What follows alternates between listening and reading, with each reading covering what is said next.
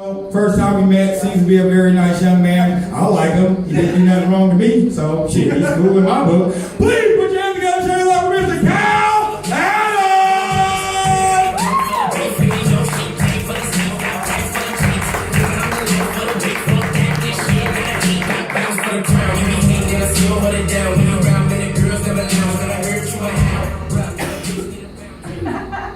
Give it up for our MC Hijinks. Yeah. I'm not quite as energetic. I'm more like Skylarkings. Yeah, that was a new joke I wrote while I was waiting. So I work for a very corporate burger joint. Let's call it Blue Buzzard for legal purposes, because I'm pretty sure they have bottomless lawyers on retainer.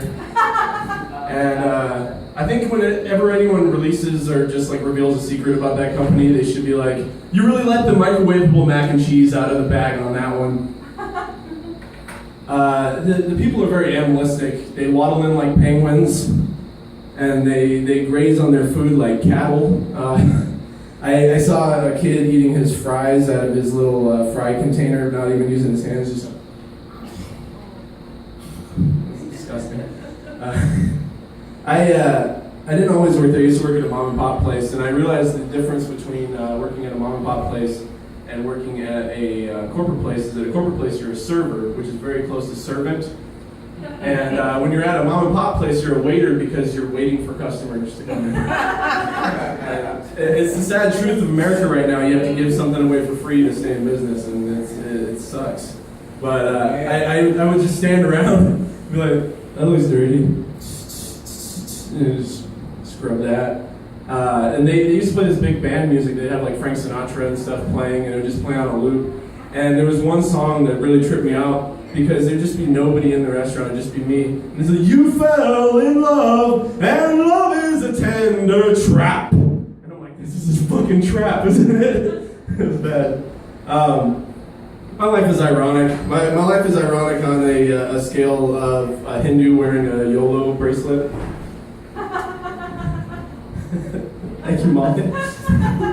This guy in the front's wearing a Raiders shirt. Here's an ironic moment for me. So when I was serving at this Blue Buzzard restaurant, someone I used to play football with is playing for the Raiders right now, actually Greg Jenkins. And I was getting set a 16 top with like 12 children and no adults in sight. And I look up at the television and there he is on the screen. It's a great moment. It was a great moment for me.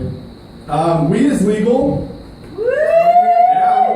I'm pretty stoked about that. You know what I'm going to do now, guys? I'm going to smoke it. I've been doing it for a while, so not much is going to change. My favorite activity is hotboxing in my car. Does anybody like doing that? Yeah. It's a big no-no, but I don't mind doing it. Do you guys have any songs that you like to listen to when you're hotboxing?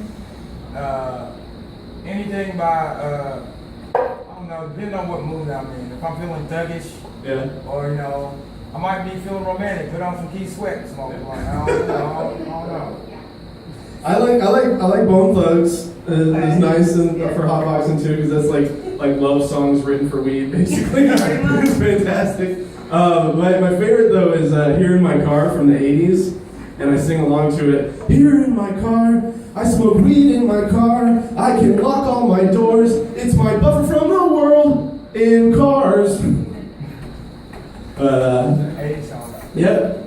I feel like a stereotype, man. I was late to work the day that weed became legalized, and I was high, and I had toothpaste on my shirt because I didn't want my breath to smell like weed. But I've been trying to feel better. I've been taking omega-3s, which is like fish oil, and I've been taking them with whiskey. I don't know if I'm doing it right. But you get these, like, nobody ever told me you get these like fish burps. And they're god awful, and I don't even eat seafood, so it's a little off-putting. But I've been feeling better. I have. I'm feeling better from that, and I was feeling good for a while, and then I went and saw Jurassic World. I don't know how that movie made so much money. It was the worst piece of shit I've seen in a long time. It just there's a moment where Chris Pratt, who talks to raptors in this one, he is running away from this genetically modified dinosaur, and I don't know if that's just like a metaphor for GMOs in this country or what it is, but he's underneath the vehicle and he snaps the gas line and just like douses himself in gasoline, and I'm like, oh man, this is it. He's just gonna take the noble way out of this picture, Vietnam style, like the Buddhists did. Bryce Dallas Howard is in that movie too. She's Ron Howard's daughter. And that's the only reason we know who she is at all, because she is not a good actress at all. There's literally a moment where she asks, "Is that good?" And I thought she was talking about her acting, but we're all getting into these like reboots and these renewals and rehashes of old things. It's like Hollywood is just like, "Oh, that was a good idea 20 years ago. Just put The Rock in it, and then we'll fucking redo it." I mean, they're gonna do. Little Big China again, like that's ridiculous. No, you're gonna ruin it. That movie is so great. Yeah, with The Rock. The Rock's gonna be in it. But I think that we should do the Andy Griffith Show reunion. It'll be fucking sweet because Ron Howard's the only one that's left, and it's just gonna be him in a graveyard.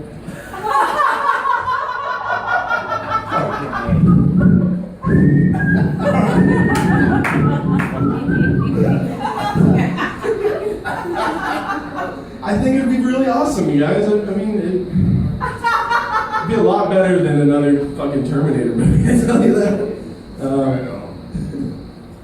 We're getting into reboots in Washington, D.C. now. I mean, we got another Bush running for office, and that's ridiculous. I mean, he's going to just start some frivolous war with Brazil over weapons of mass destruction or something. And Hillary's back in, and, Hillary Bilderberg Clinton. I just hope that this time, when she's in office, if she does get elected, she has an affair with two Monicas to up the stakes this time.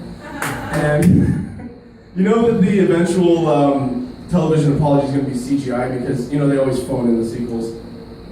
But I really want to see a reboot of Weekend at Bernie's. And I want it to last 8 years because Bernie Sanders is like the grandpa I never had telling me fairy tales. Tell me the one about free college again, Grandpa Bernie. Well, we